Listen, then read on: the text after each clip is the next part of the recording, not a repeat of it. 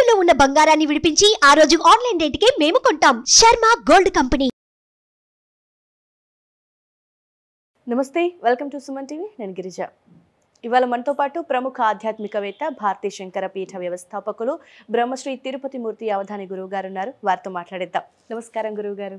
ఓం శ్రీ మహాగణాధిపతయే నమః. గురుగారు, కార్తీక మాసం ఎంతో కొంత పుణ్యం చేసుకున్నాం, మన ఖాతాలో వేసుకున్నాం. మరి ఇప్పుడు మార్గశిర మాసం వచ్చేసింది. మరి ఈ మార్గశిర మాసంలో గురువారాలని లక్ష్మీ వారాలుగా పిలుస్తూ ఉంటారు.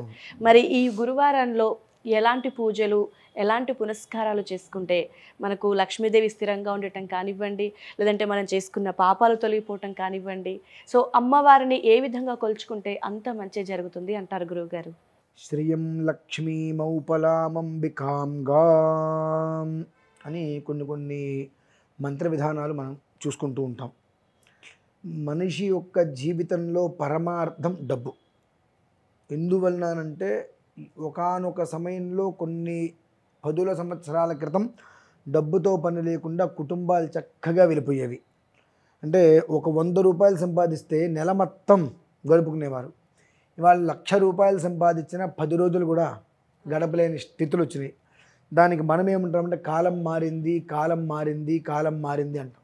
నా చిన్నప్పటి నుంచి, మా నాన్నగారు చిన్నప్పటి నుంచి, మా తాతగారు చిన్నప్పటి నుంచి, మా ముత్తాతగారు చిన్నప్పటి నుంచి సూర్యుడు తూర్పే వస్తున్నాడు, పడమరకి రావట్లేదు, పడమర దిగిపోతున్నాడు. మరి కాలం ఎక్కడ మారిందండి? కాలం మారలా, మన అవసరాలు మారాయి. మన అవసరాలకి తగ్గట్టుగా మనకు సంపాదన లేదు. ఆ సంపాదన కోసం మనం తాపత్రయపడుతూ ఉంటాం. ఆ తాపత్రయపడిన సంపాదన వచ్చింది ఎంతసేపు వచ్చిందో తెలియకుండా అయిపోతుంటుంది. ఇటువంటి స్థితిలో మనిషికి సంపాదన రావటం కన్నా వచ్చింది నిలబడటం ముఖ్యం, చాలా శ్రేయదాయకం.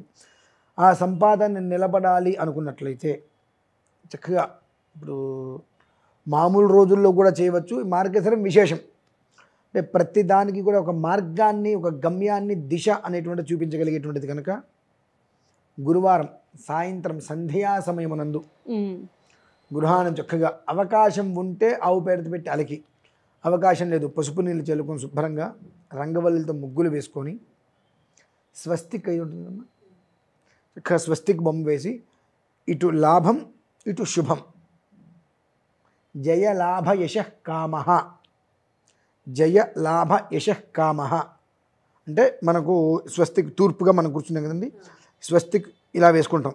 4 వైపులా ఇక్కడ జయ లాభ యశః కామః అని 5 అక్షరాలు రాసి 4 అక్షరాలు 4 దిక్కులా రాసి చక్కగా 4 ఇట్ల మీద 4 జ్యోతులు పెట్టమనండి. మధ్యలో స్వస్తిక్ మీద ఎన్ని అంచులు వస్తాయి? 4 వస్తాయి. ఆ మధ్యలో ఒక జ్యోతి పెట్టి లక్ష్మీ అష్టోత్తరం, బ్రహ్మాండంగా ఏదో చేయాల్సిన అవసరం లేదు, లక్ష్మీ అష్టోత్తరం ఒక్కసారి అనుకొని కనకధారా స్తోత్రం పారాయణ చేయమనండి. అంటే ముందు కనకధారా స్తోత్రం పారాయణ చేసి అక్షతులు తీసుకొని ఈ జ్యోతులు చుట్టూతా 4 జ్యోతులు పెడతాము. ఇది జయ లాభ యశః కామః, మధ్యలో ఒకటి 5 పెడతాం కాబట్టి కనకధారా స్తోత్రం పారాయణ చేసి అక్షతులు తీసుకొని 5 జ్యోతులకి అక్షతులతోటి ఓం ప్రకృతియే నమః, ఓం వికృతియే నమః అనుకుంటే అక్షరంలో పూజ చేసుకొని బెల్లం మొక్క కొబ్బరి నివేదన పెట్టమనండి. ఇది గురువారం సాయంత్రం సంధ్యా సమయం.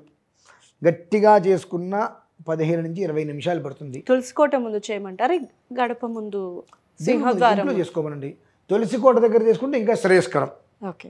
జయ లాభ యశః కామః, ఫస్ట్ తూర్పుకు జయ, దక్షిణానికి లాభ, పశ్చిమం యశః, ఉత్తరం కామః, జయ లాభ యశః కామః శుభ్రంగా రాసుకొని అన్నిట్ల మీద జ్యోతులు, మధ్యలో ఒక స్వస్తిక్ మధ్యలో జ్యోతి పెట్టుకొని కనకధారా స్తోత్రం చక్కగా పారాయణ చేసుకొని దొరికితే 2 ఉసిరికాయలు తెచ్చుకోమనండి. 2 ఉసిరికాయలు తెచ్చుకొని చక్కగా ముందు స్వస్తిక్కు ముందు ప్రధాన దీపం పెడతా అక్కడ ఆ 2 ఉసిరికాయలు పెట్టి నమస్కారం చేసుకొని కనకధార స్తోత్రం పారాయణ చేసి లక్ష్మీ అష్టోత్తరంతో అక్షతలు వేసి చుట్టూతా నమస్కారం చేసుకొని గుడాన్నం ఏదైనా బెల్లం ముక్క అని కొబ్బరి ముక్క అని వాటితో పాటుగా ఉసిరికాయలు 2 నివేదన పెట్టమనండి. పెట్టి ఆ 2 ఉసిరికాయల్ని, ఆ నివేదన పెట్టిన 2 ఉసిరికాయల్ని ఒకటి ఎవరికైనా ప్రసాదంగా ఇచ్చి ఒకటి వాళ్ళని భోజించమనండి. ప్రతి గురువారము చేయొచ్చు. విశేషం మార్గశిరం. ఆ చేయటం వలన మనం ఏదైతే అనువదించుకొని జ్యోతిస్థాపన చేయడం జరిగింది, జయ, లాభ, యశ, కామ, ఈ 4 కూడా ఎప్పుడూ ప్రజ్వలితంగానే మన కుటుంబంలో ఉంటాయి. ప్రతి పనిలోనూ జయం. జయం వచ్చినట్టే లాభం వచ్చినట్టేగా. లాభం అంటే యశస్సు, మంచి స్థితి గమనం ఉంటుంది, తద్వారా కోరికలని నెరవేరినట్టే. జయ, లాభ, యశ, కామ, ఈ 4 నెరవేరుతాయమ్మా. కేవలం సంధ్యా సమయంలో చేయాలి. ఎప్పుడు పడితే అప్పుడు చేసేస్తా అంటే కుదరదు. ఇంకా ఒకవేళ వారికి కనుక తామర గింజలు దొరికితే ఈ 5 జ్యోతుల పక్కన 5 తామర గింజలు పెట్టమనండి. తామర గింజలు అనేటువంటిది, లేదంటే తంగేడి పూలు, ఇది 2 దొరకల, గోరింటాకు చెట్లు ఉంటాయి కదా, ఆ గోరింట గింజలు దొరుకుతాయి. గోరింట గింజలు, ఆ గోరింట గింజలైనా తీసుకొచ్చుకొని 5 జ్యోతుల పక్కన 5 పెట్టమనండి. ఆ తర్వాత ఆ జ్యోతులు, ఆ ఒక గింజలు ఏవైతే ఉంటాయో వాటిని ఒక బాక్స్లో పెట్టుకుని దేవుడి దగ్గర పెట్టేసుకోమనండి ఇంట్లో. మనకు అది యశస్సు అనేటువంటిది అలా వృద్ధి, శుక్లపక్షమంలో చంద్రుని వలె, సూర్యోదయానికి సూర్యుని వలె వృద్ధి చెందుతూ ఉంటుందమ్మా. చాలా తేలికైనటువంటిది, అంత ఖర్చు కాదు, తేలిక. కాకపోతే సమయాన్ని ఖర్చు పెట్టుకోవాలి. సమయాన్ని ఖర్చు పెట్టుకోగలిగి మార్గశిర మాసం 4 గురువారాలు ఇలా చేసినట్లయితే నేను అప్పులు తీరతాయి, మనోవేదనలు నెరవేరుతాయి నేను చెప్పను, అంత అవసరం లేదు. ఎందువల్లనంటే జయలాభ యశకామ, ఈ 4 ఉన్నంటే అన్నీ పోతే నీ 4 వస్తాయి. అవన్నీ పోకుండా ఈ 4 రమ్మంటే రావు. మీరు ₹1,00,000 పెట్టి ఒక బండి కొనండి, ₹100 పెట్రోల్ కొట్టిస్తే కానీ అది కంపల్సరీ కదలదు, ఉపయోగం లేదు. నేను బండి కొన్నా, స్టార్ట్ చేయి, పెట్రోల్ లేదండి అంటే అఘాయిత్యం కూడా ఏకాదిగా చూస్తారు. కాబట్టి మనకు అవన్నీ ఉంటే ఇవి లోపలికి రావు.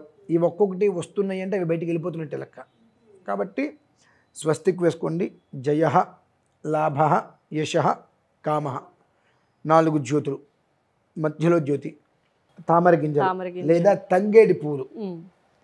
తంగేడి పూలు దొరుకుతాయి. ఆ తంగేడి పూలు దొరకకపోతే గోరింటాకు మనకి ఎక్కడ పడితే అక్కడ దొరుకుతుంది. ఆ గోరింటాకు గింజలు, అవి పచ్చివైన ఎండివైనా పర్లేదు, గోరింటాకు గింజలు 5 తీసుకొచ్చి 5 దగ్గర పెట్టి నమస్కారం చేసుకోండి. చక్కగా పూజ అంతా అయిపోయిన తర్వాత 5 తీసుకొని దేవుడి దగ్గర పెట్టి నమస్కారం చేసుకోండి. ఇందాక చెప్పినట్టుగా ఉజ్వలమైన భవిష్యత్తు. ఒక పుష్పం అనేటువంటిది సూర్యోదయాత్ పూర్వం ఇలా ఉంటుంది. సూర్యోదయం అవుతున్న కొద్ది కొంచెం కొంచెం కొంచెం కొంచెం విచ్చుకుంటూ చక్కగా వస్తుంది. పత్తి మందారాన్ని ఎప్పుడన్నా చూసారా? పత్తి మందారం మనిషి జీవితానికి ఉదాహరణ. పత్తి మందారం ఇలా వస్తుంది, 8:30-9 గంటల వరకు ఇలా వచ్చుకొని తెల్లగా ఉంటుంది. 12 అయ్యేటప్పటికి ఇట్లా అయిపోయి గులాబీ రంగులో అవుతుందండి పువ్వు. ఆ తెలుపు రంగు పువ్వు 12 గంటలకల్లా 12-1 గంటలకు వేసుకుంది గులాబీ రంగు అవుతుంది. 2:30-3కి ఇంకా పెద్దగా విచ్చుకుంటుంది, సాయంత్రానికి ఇలా పడిపోతుంది. అంటే మనిషి జీవితం కూడా అలానే. స్వతహాగా నేను మామూలుగా చెప్పుదామనుకుంది, ప్రతి ఇంట్లోనూ కూడా ఆ ఒక ఇప్పుడు చెప్పినటువంటి పుష్పం పత్తి మందారం ఏదైతే ఉందో ఆ పత్తి మందారం చెట్టు నాటండి, మన జీవితాన్ని అది ఉదాహరిస్తుందని చెప్దామనుకున్నా. ఇప్పుడు దానికోసం ఎక్కడ పరిగెడతారు? కనీసం మొదటి గురువారం కాకపోతే 2వ గురువారానికి తెచ్చుకోగలుగుతారని చెప్పి పత్తి మందారం గురించి ఇప్పుడు చెప్పాను మీకు నేను. ఇంట్లో నాటుకుంటే మంచిదా గురుగారు? ఇంట్లో నాటుకుంటే మనిషి జీవితం ఎలా ఉంటుంది, మొగ్గ నుంచి పెరిగి పెరిగి పెరిగి అవసాన దశకి ఎలా వెళ్తుంది అనేటువంటిది ఒక రోజులో చూపించేస్తుంది. ఎంత అందంగా ఉంటుందంటే అమ్మా, ప్రపంచంలో అందమైన స్త్రీ ఎవరైనా ఉంటే ఆ స్త్రీ కూడా పూను తీసుకుని ముద్దు పెట్టుకోవాలనిపిస్తుంది. అందమైన స్త్రీ, ప్రపంచంలో ఉన్నటువంటి ఎన్ని కోట్ల మంది పురుషులు ఉంటారో అన్ని కోట్ల మంది పురుషులకి ఆ అమ్మాయిని చూడగానే అబ్బాయి ఎంత బాగుందో అనిపించేటువంటి స్త్రీ ఎవరైతే ఉంటుందో ఆ స్త్రీకి ఆ పువ్వును చూడగానే కోసి ముద్దు పెట్టుకోవాలనిపిస్తుంది. అంటే దాని రంగు అనేటువంటిది ముట్టుకుంటే పాలు కూడా పనికిరావండి, తెల్లటి తెలుపు ఇలా వస్తుంది ఇంత. అది సమయం దాటుతున్న కొద్దీ గులాబీ గులాబీ గులాబీ రంగుగా మారుతుంది, మంచి పింక్కి వెళ్ళిపోతుంది. అది సాయంత్రానికి దత్స బ్రహ్మార్పణ వస్తుంది. మనిషి జీవితం అనేటువంటిది పుట్టిన దగ్గర నుంచి చనిపోయేంత వరకు కూడా ఎలా ఎలా మారుతుందో అది కళ్ళ కట్టినట్టు చూపిస్తుంది. మొదటి గురువారానికి మీరు తెచ్చుకోవడం కష్టం. కనీసం చెబితే 2కో 3కో 4కైనా ఇంట్లో పెట్టుకొని దాన్ని చూసుకుంటూ మన జీవితం కూడా అంతే కదా. ఏముంది, ఎంత అందంగా కనిపించినా ఎంత స్థితికి వెళ్ళినా చివరికి వడ్డిలిపోవటమే. దాన్ని అనుసరించి మన జీవితాన్ని ఎలా మనం ముందుకు నడిపించుకోవాలి, 10 మందికి ఉపయుక్తంగా ఉంటే మన జీవితం ఎలా వెళ్తుంది అనేటువంటి విషయం మనకు అర్థమయ్యేటట్లో ఆ 2 చాలా ఉపయోగం అండి ఈ గురువారాలు. ఓకే గురువుగారు, లక్ష్మీ వారాలకు సంబంధించి చాలా చక్కటి పరిహారాన్ని, అది కూడా చాలా ఈజీగా ఖర్చు లేకుండానే చేసుకోదగిన పరిహారాన్ని తెలియజేశారు గురువుగారు. ధన్యవాదాలు.